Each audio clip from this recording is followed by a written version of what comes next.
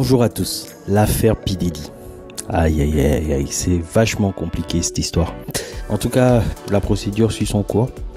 Courage déjà aux personnes qui racontent tout ce qui s'est passé. Et c'est vraiment dommage au fait. C'est vraiment dommage. Parce qu'on y perd tous au fait. Tout le monde a un peu tendance à vouloir cracher sur ce monsieur. P. Diddy, c'est une personne qui a un savoir-faire exceptionnel. En mettant de côté toutes les erreurs qu'il a pu faire. C'est un rappeur exceptionnel. C'est un producteur hors pair. C'est un homme d'affaires niveau élite. Donc j'espère vraiment que cette affaire va se terminer avec le meilleur dénouement pour tout le monde. À la fois pour la famille des victimes, à la fois pour lui et bien sûr pour sa famille. Parce que tout le monde y perd. Tout le monde y perd. La situation de Puff Daddy m'a fait monter une question. C'est la question de la gestion du succès. La gestion du succès est quelque chose qui est vraiment compliqué. Et quand vous avez un succès qui vous arrive dans la vie, le premier réflexe est toujours de savoir protéger sa famille. Pourquoi? Parce que le succès, c'est quelque chose qui vous concerne vous. Et si votre famille y est trop exposée, ça va perturber l'équilibre de votre famille. Et du coup, par rapport aux solutions mises en place, je me suis posé la question et je suis allé chercher les réponses auprès des célébrités pour savoir comment elles ont géré le succès. On a l'exemple de Maître Gims qui a géré cette situation de manière totalement différente. Maître Gims ou Gims, rappeur français, donc qui a explosé autour des début des années 2010. Plusieurs disques d'or, sa réputation, c'est l'un des meilleurs artistes de sa génération d'ailleurs. Et du coup, il y a quelque chose qui m'a beaucoup marqué dans sa façon de gérer le succès, c'est qu'il s'est installé dans un autre pays. Maître Gims a eu son succès en France et il a préféré s'installer à l'étranger. Pourquoi il a fait ce move? C'est quelque chose qui le protège lui, c'est quelque chose qui protège sa famille et c'est quelque chose qui lui permet d'avoir un cocon stable. Parce qu'avec toutes les sollicitations de superstar qu'il a, parce que c'est une superstar, il a fait ce move là de mettre sa famille à l'écart et choisir un lieu de résidence pas trop loin de son lieu de son pays de travail, parce que son pays de travail c'est la France, de manière à ce qu'il puisse faire des allers-retours sans que ça ne puisse trop déranger sa famille. Ça, c'est l'une des façons que j'ai trouvé niveau élite côté Maître Gims sur la façon dont il a géré son succès.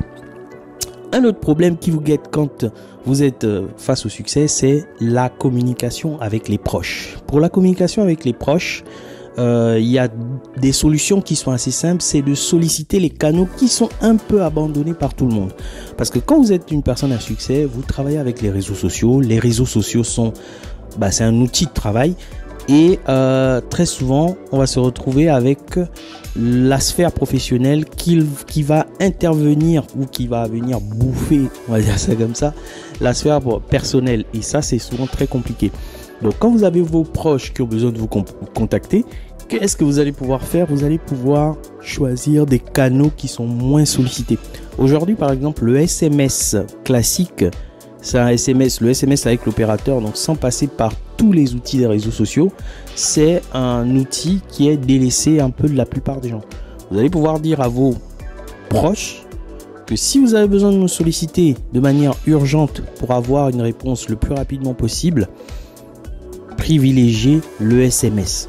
Et du coup, ça va vous permettre de gérer le flux de vos proches en dehors de votre profession, parce que quand vous devenez une superstar ou une star, vous devenez un centre d'intérêt et tout de suite c'est très intéressant pour les gens d'avoir votre numéro. Donc vous allez vous retrouver avec des collaborations ou avec des sollicitations qui vont intervenir, et des fois dans des moments un peu délicats. Des fois vous êtes en famille, vous avez envie de rester tranquille. Et là, pop, mais SMS et vous repartez dans le business. Et ça, c'est souvent un peu délicat parce que des fois, on a toujours tous besoin de couper, surtout en famille. Par rapport à la gestion à la gestion des canaux, la possibilité que vous allez pouvoir faire aussi, c'est de déléguer vos réseaux sociaux à un professionnel.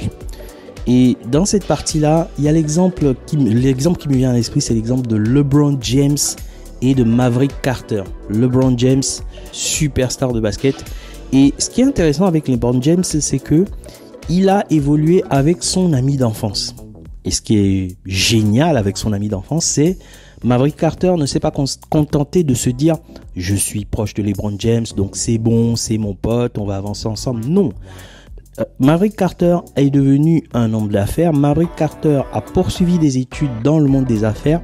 Et tout de suite, c'est tombé sous le sens que LeBron James puisse lui faire confiance dans le sens des affaires.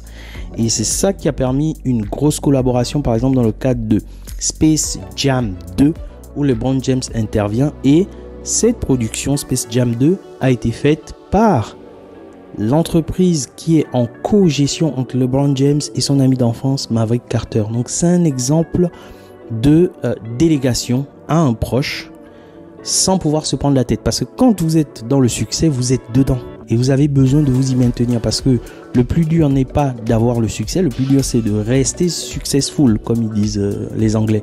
Donc c'est de conserver le succès, de conserver un niveau d'exigence. Et donc c'est quelque chose qui mobilise beaucoup votre temps.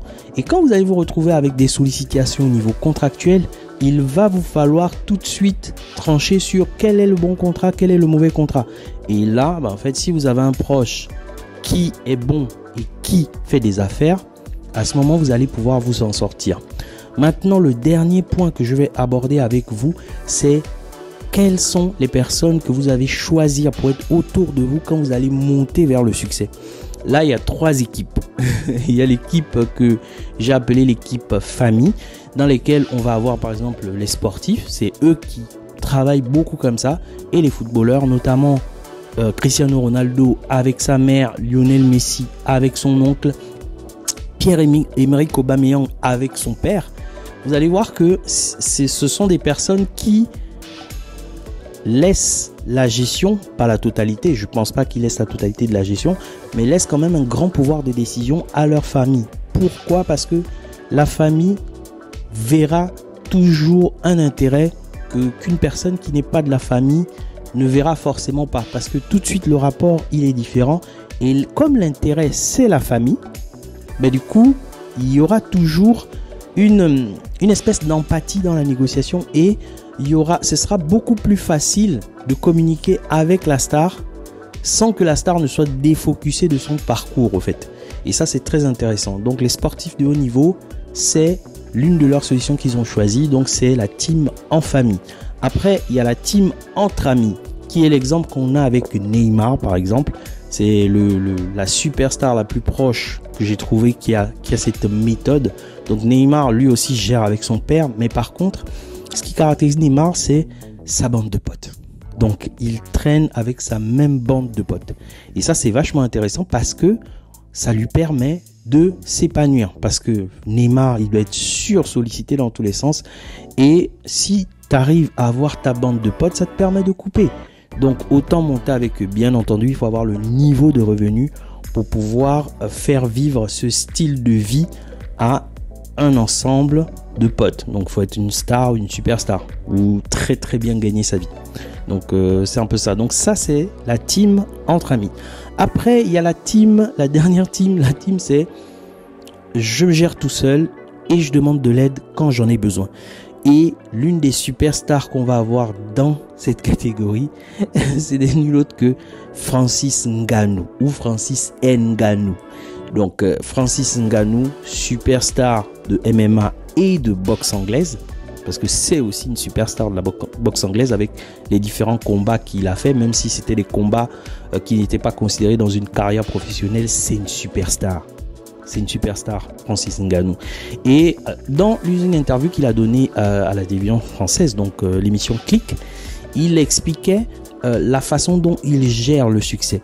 Il explique qu'avec son statut de superstar, il est sursollicité, mais par contre, il va toujours faire l'effort d'aller vers la sollicitation et tout de suite rentrer chez lui, se ressourcer, se reposer.